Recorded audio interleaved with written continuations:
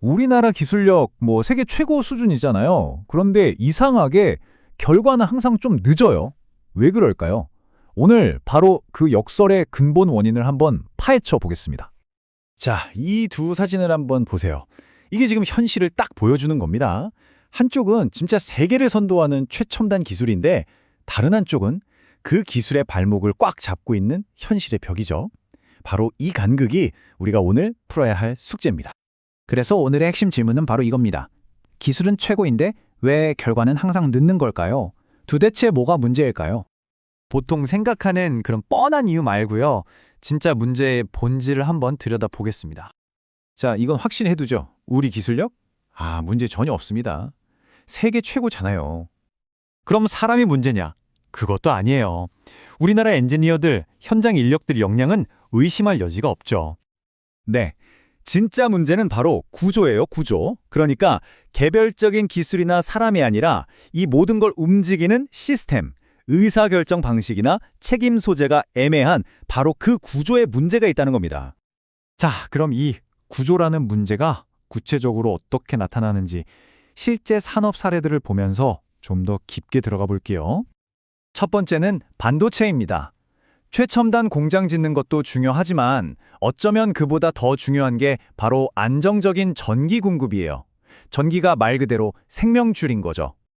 그런데 현실은 어떠냐면요. 공장은 다 지어놨는데 전력망 연결이다, 인허가다 하면서 하염없이 기다리는 거예요. 기술은 저만치 앞서가는데 제도가 못 따라오는 거죠. 이게 바로 구조적 지연의 대표적인 예입니다. 미래 먹거리라고 하는 AI, 데이터 센터도 똑같습니다. 이 어마어마한 데이터를 돌리려면 안정적일 전기가 없으면요. 하루는커녕 1시간도 버틸 수가 없어요. 그러니까 반도체든 AI든 결국 문제는 기술 개발에서 끝나는 게 아니라는 겁니다. 그 기술을 돌릴 수 있는 전력망이라는 인프라를 제때 갖추는 것. 이게 계속해서 숙제로 남는 거죠. 자, 이번에는 방산이란 우주 산업으로 가볼까요? 이쪽은 스케일이 달라요. 최소 10년, 길게는 수십 년을 내다봐야 하는 산업들이거든요. 그런데 한번 생각해 보세요. 정권이 짧은 주기로 바뀌면서 정치 논리에 따라서 국가의 큰 계획이 막 뒤집힌다면 어떻게 될까요?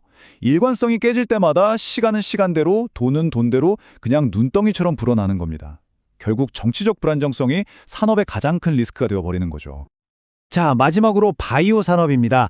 특히 신약 개발 같은 건요, 정말 시간과의 싸움이거든요. 누가 먼저 시장에 내놓느냐, 이게 전부라고 해도 과언이 아니에요. 그런데 여기저기 부처마다 얽혀있는 복잡한 규제, 끝도 없는 승인 절차 때문에 골든타임을 그냥 놓쳐버리는 일이 허다합니다. 혁신은 막 달려가야 하는데 느리고 복잡한 구조가 그 발목을 잡고 있는 거죠.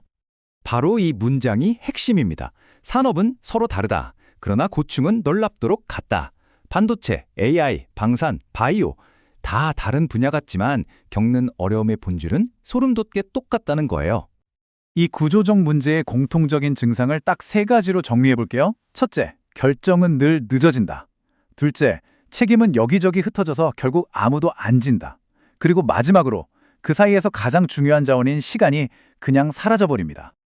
여기서 우리가 짚고 넘어가야 할 게 있어요. 흔히들 위원회가 너무 많다, 어떤 단체 때문이다 이렇게들 얘기하는데 그게 본질이 아니라는 겁니다. 진짜 문제는 결정을 내리지 못하는 구조, 그리고 책임을 지지 않으려는 구조, 바로 그 자체에 있는 거예요. 자, 그럼 이제 이 구조적 문제가 가장 적나라하게 드러나는 에너지 정책 이야기로 넘어가 보겠습니다.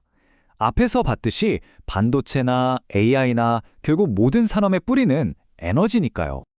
한번 보세요. 지금 우리 구조가 안 돼라고 말하기는 쉽고 하자라고 책임지고 결정하기는 너무 어렵잖아요. 이런 구조에서 안정적인 에너지를 외면하고 불확실한 에너지를 고른다는 건 그냥 우리 산업의 미래를 포기하겠다는 말이나 다름없습니다. 그럼 어떻게 해야 할까요? 이념 싸움이 아니라 정말 현실적인 전략이 필요합니다.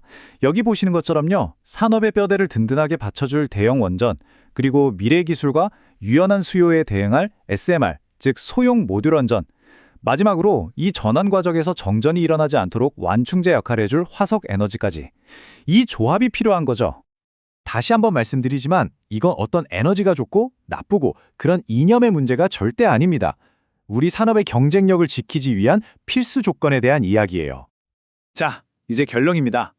그럼 앞으로 어떻게 해야 할까? 결국 이 모든 문제의 뿌리인 의사결정 구조, 바로 이걸 바꿔야 합니다. 마지막으로 이 질문을 한번 던져보면서 마무리하겠습니다. 우리 핵심 산업 하나 제대로 지켜내지 못하는 이런 비효율적인 구조에서 과연 우리가 그토록 지키고 싶어하는 환경을 제대로 지켜낼 수 있을까요? 지금 필요한 건 더 많은 구호가 아닙니다. 책임지고 결정할 수 있는 구조입니다.